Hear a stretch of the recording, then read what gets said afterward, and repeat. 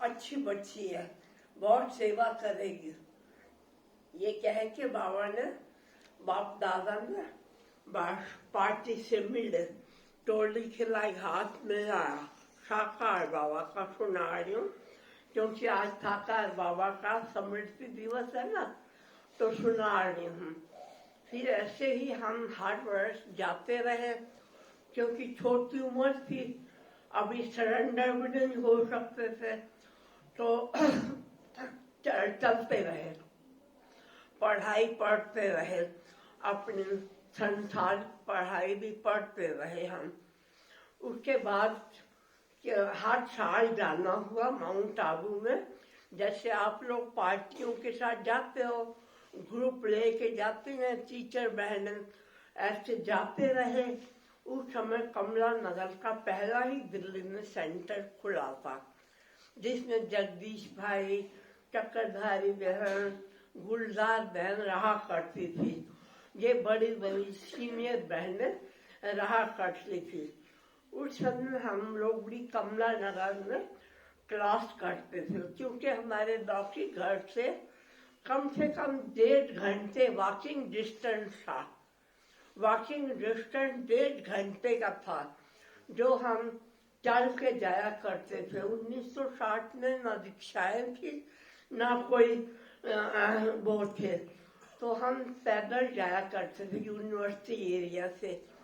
तो मैं आपको बताती हूँ, एक ऐसे जाते जाते पढ़ाई करते करते इतनी लगन हो गई बाबा का ज्ञान सुनते हुए। मुझे शुरू से ही, मुझ जीवात्मा को शुरू से ही ज्ञान, योग, धारणा, सेवा, ये चारों सब्जेक्ट बहुत दिल से पसंद थे। सिर्फ दिमाग में नहीं, दिल से पसंद थे, और मैंने उसको जीवन में अप्लाई भी किया है ना। तो मैं आपको बताती हूँ कि ऐसे हम चलते चलते फिर एक बार पढ़ाई के बाद, यहाँ तक कि हम जब कॉलेज में भी थे, तो कॉलेज में ना जाकर के सेंटर पर भाग जाते थे, क्योंकि कन्याएं थी ना, तो हमारी लगन इतनी हो गई थी, इतना नीचे बैठ गया था कि हम कॉलेज छोड़ कर दी और सेंटर भाग जाया करते थे। बताते नहीं थे घर में कि हम कॉलेज नहीं गए, हम सेंटर, जैसे कन्याओं की मीटिंग होती है, कभी भट्टी होती है, कभी स्थूल सेवाएं होती हैं, वो उसके लिए हम चले जाते थे। तो ऐसे ही फिर एक बार पार्टी मिलने के लिए गई, जब मधुबन में साकार बाबा से फिर मिले। जब साकार बाबा से हम मिले, तो साकार बाबा ने हाथ में हाथ दिया और नजरों से निहाल किया। मैं तो एकदम जैसे कि मैं धरती पर नहीं हूँ, मुझे ऐसे लगा मैं धरती पर नहीं हूँ, मैं कहीं उड़ रही हूँ। मुझे इतना हल्कापन महसूस हुआ। बाबा ने गुलजार दादी, आप लोगों ने देखा होगा ना गुलजार दादी को, किसने देखा? हाँ, बहुतों ने नहीं देखा, जिनके कान में बाबा आया करते थे अव्यक्त होने के बाद। अभी उन्होंने शरीर छोड़ दिया। गुलजार दादी ने मुझे बुलाया, जैसे क्लास पूरी हुई, गुलजार दादी का, अमृत इधर आना, मेरे से 2 मिनट मैं आपसे बात करूंगी। मैंने कहा अच्छा दादी, ओके। मैं गुलजार दादी के पास चली गई। गुलजार दादी ने कहा अमृत, तेरे से एक उम्मीद है। मैंने कहा क्या उम्मीद है दादी, आप बताओ, आप कहेंगे तो मैं क्यों नहीं मानूंगी, मैं जरूर मानूंगी। क्योंकि मुझे निश्चय इतना हो चुका था, जैसे कि कोई पागल होता है, इतना निश्चय हो चुका था।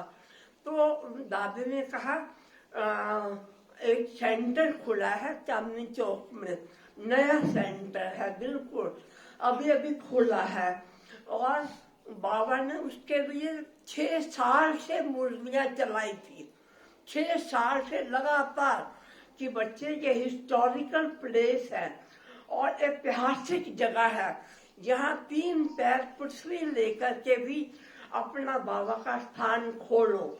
तो सभी दिल्ली वाले लग गए देखने के लिए।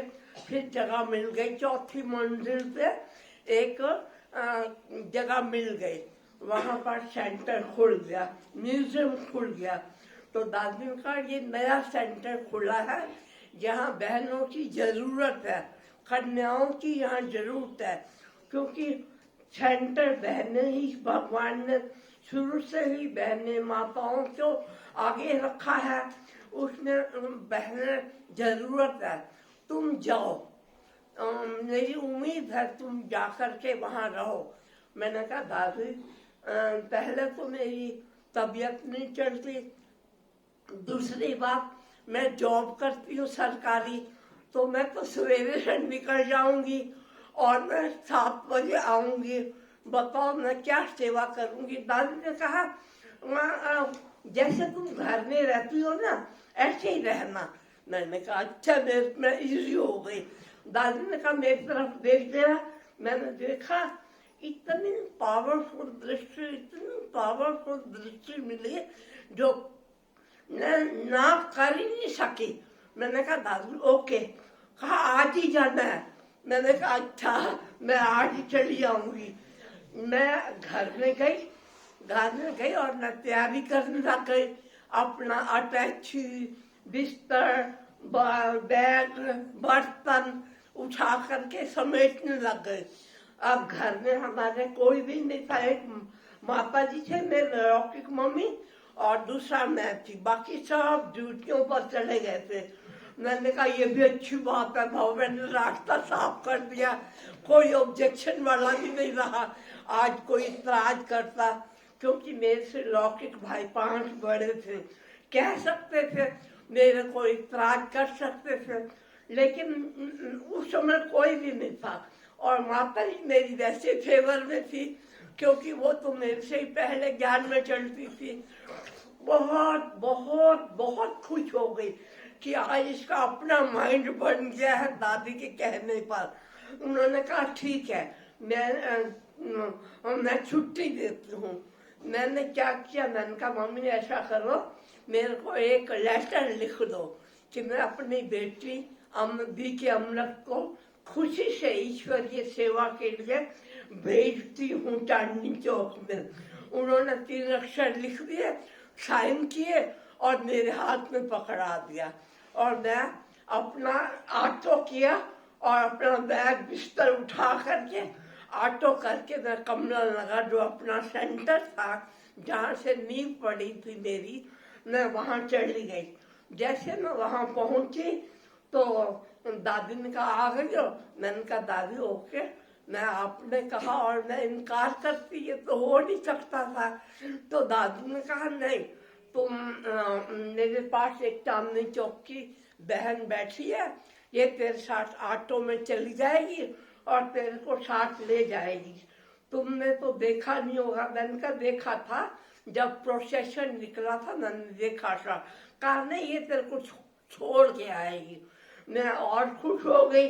हम ऑटो लेकर के और अपना वहाँ पहुँच गए चांदनी चौक सेंटर पर, और वहाँ जाकर के, और वो दिन था और आज ये दिन है। मैं जाकर के अपना वहाँ रहने लग गई। और उसके बाद फिर 1987 में दिलशाद गार्डन सेंटर नया बना। दादी ने कहा तुम दोनों, अभी दीदी का सुना ना, बीके इंदिरा बहन दीदी का अनुभव, ये और मैं, हम दोनों दिलशाद गार्डन में 1987 में स्थापना हुई थी। दिलशाद गार्डन में नया ब्रांच खुली, हम यहाँ आ गए। ये मेरे छोटा सा साकार बाबा के साथ बीते हुए, क्योंकि दिल्ली में भी साकार बाबा बाप दादा आए थे। हम लोग 3:30 बजे डबल डेकर बस चलती थी, हम लोग सारे के सारे कम से कम 50 जन डबल डेकर में बीके ही भरे हुए होते थे, क्योंकि डोबी रोड में एक मेजर ने अपने घर में साकार बाबा को बुलाया और उसी ने बाबा की गोद में ही अपना शरीर छोड़ा था।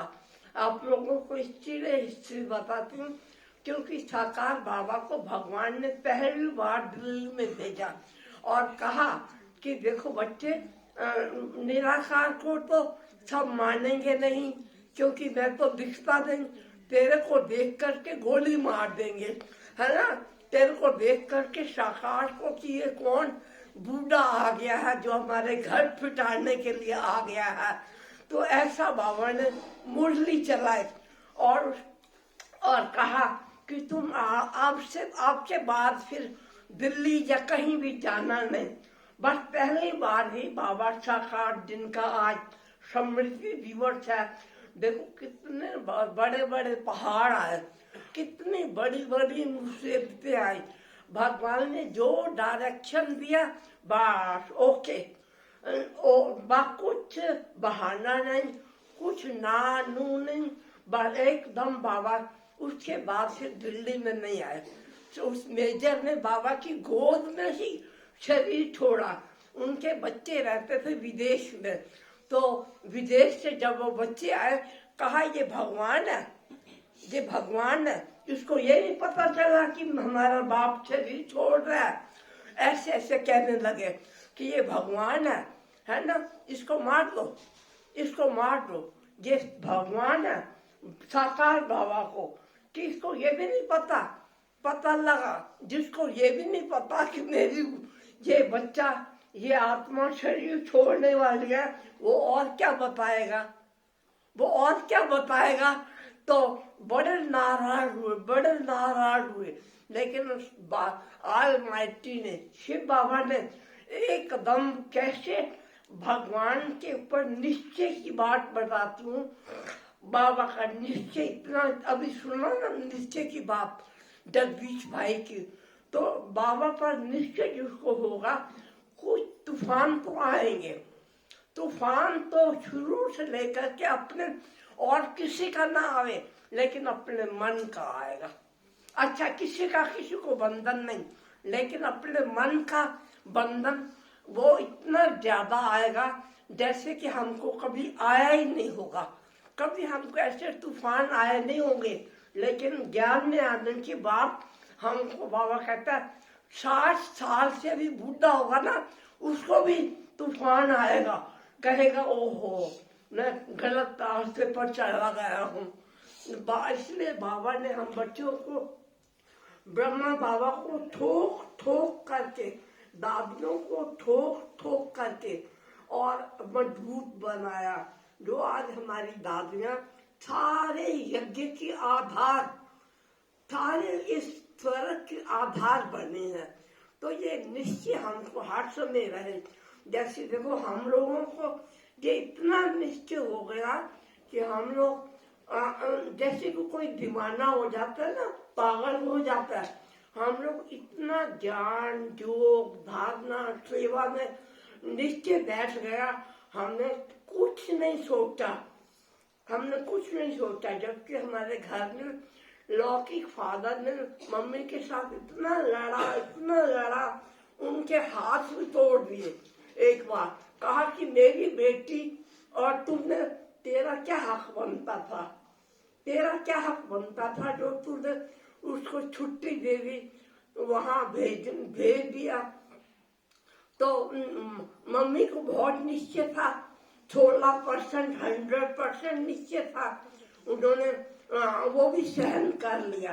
भाइयों ने भी रोका एक बार कि अमृत तो एक बार तो आया, आकर के एक बार मिल तो जा, लेकिन मुझे पता था कि ये मेरे को जेल में बंद कर देंगे, मेरे को कहेंगे अच्छा तू शादी मत कर और घर में रह, क्योंकि मैं जॉब वाली थी ना, सर्विस करती थी, तो मैं घर गई नहीं, 3 साल तक घर नहीं गई।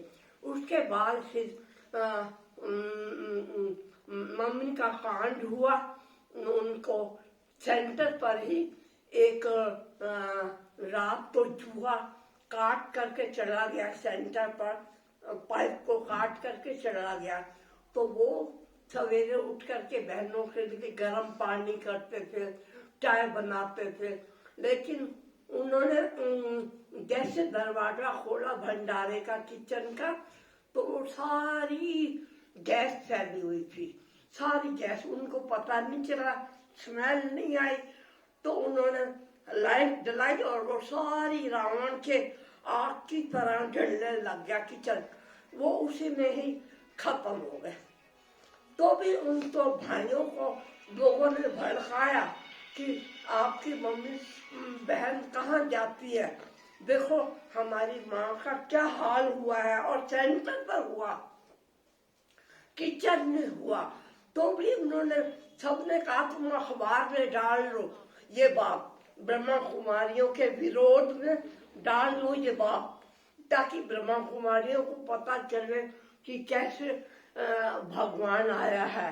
लेकिन भाई और हमारे सारे परिवार वाले इतने पॉजिटिव, इतने डिवाइन, इतने हो चुके थे। उन्होंने कहा हमने खुद अपनी बहन की, अपनी माँ की लाइफ देखी है, इतना बदलाव आज तक किसी संस्था नहीं कर सकती जितना इनके ऊपर।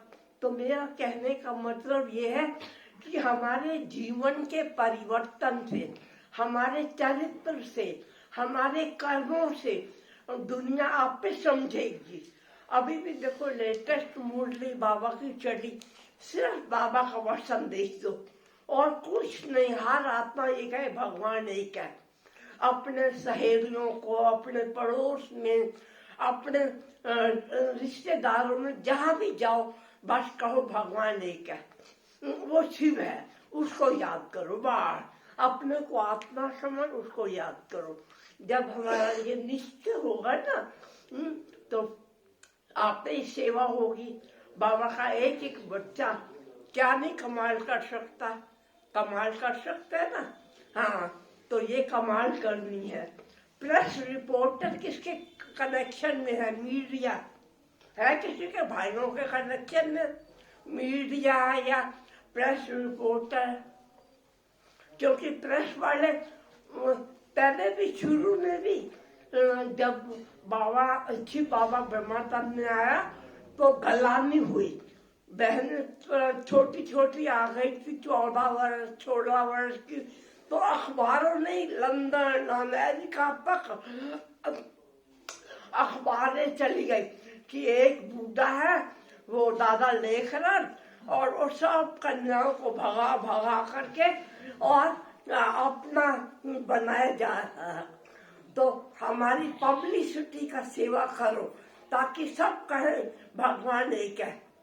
बाबा हमारे से ये उम्मीद रखता है कि सब सेवा करो, मीडिया की, पब्लिसिटी की, साहित्य की, और सब बोर्ड बैनर होल्डिंग में छप जाए कि परमात्मा एक है, हम सब उसकी संतान है। आज भी भक्ति में कहते हैं, लेकिन हमारी तरह जैसे भगवान ने हमको समझाया है ऐसे किसको पता नहीं है। हमें खुद नहीं पता था। हम राधा स्वामी में गए, पंडितों के पास गए, गुरुद्वारे गए, मंदिर गए, महात्माओं का सुनते रहे, लेकिन लास्ट में आकर के जब ये ज्ञान मिला तो धरती पैरों तले खिसक गई। कहा ओहो, इतना स्पष्ट ज्ञान, इतना अच्छा ज्ञान है, तो जो एकदम जीवन को खुशी देने वाला, तो इसलिए जिसको भी निश्चय है ना, तो वो सेवा करो, चाहे बहनें हैं चाहे भाई हैं, ये सेवा जरूर करो। किसी की करो ना करो, मीडिया वर्ग की,